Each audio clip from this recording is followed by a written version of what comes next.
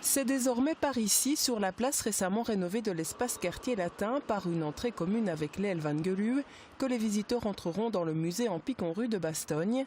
Le chemin pour accéder au tout nouveau parcours de référence inauguré vendredi dernier, un tournant à la fois sur le contenu et la forme pour ce musée âgé de presque 30 ans.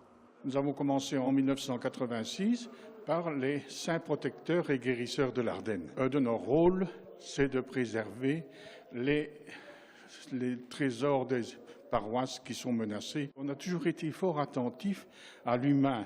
On a abattu des murs, on a transformé, on a amélioré. C'est une renaissance. Et cette renaissance, c'est le fruit d'un long travail d'équipe pour la réflexion, la recherche et l'aménagement. Si la référence à la religion très forte au siècle passé est toujours présente, elle s'insère dans un fil conducteur plus global, les âges de la vie en Ardennes et au Luxembourg, abordant tant le baptême que l'école, le mariage ou les funérailles.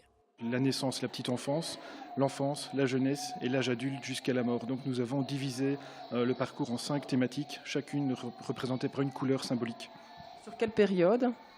On peut dire que c'est la période de 1850 à 1950, mais nous allons aussi évoquer les grandes mutations qui interviennent dès après la Seconde Guerre mondiale et qui vont bouleverser, qui vont faire évoluer la société ardennaise.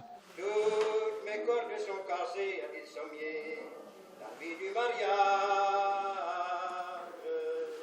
Dans un espace plus grand avec une scénographie moderne volontairement plus aérée, on découvre des photographies, des explications et même des vidéos et des sons, ainsi que bien sûr des objets sacrés ou profanes, certains faisant partie de l'ancienne collection et de nombreux nouveaux. Voici ceci, c'est un objet étrange qui s'appelle le fouet du diable. C'est un objet de protection populaire, protection du bétail, des granges ou des maisons. Donc c'est un objet qui se replie et qui se glissait dans les charpentes. Bien donc c'est un gant de balle au tamis. C'est un jeu qui était assez populaire dans certains villages d'Ardennes et de Luxembourg dans les années 20. C'est en fait l'ancêtre de la balle pelote. Et nous avons réussi à le présenter avec la photo de son propriétaire à l'époque. Et puis, autre dimension importante dans le parcours, l'attention aux familles et aux enfants, avec plusieurs endroits qui leur sont spécialement dédiés. Il y a ce qu'on appelle les bancs des âges. Il y en a un pour chaque âge, plus un en introduction, un en conclusion. Ce sont des espaces de convivialité. Il rencontre un personnage et ce personnage pose des questions pour inviter les membres de cette famille à se les poser entre elles. Et ça invite à dialoguer, à la transmission intergénérationnelle.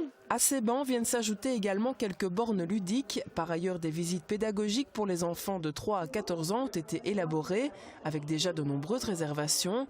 De bon augure pour le musée qui espère augmenter le nombre de ses visiteurs. Enfin, sachez qu'avec l'ouverture du nouveau parcours depuis ce samedi, la Maison des légendes est à nouveau accessible. Quant aux expositions temporaires, elles redémarreront en décembre avec le dessinateur Didier Comès, dont quelques planches sont déjà à voir dans le circuit.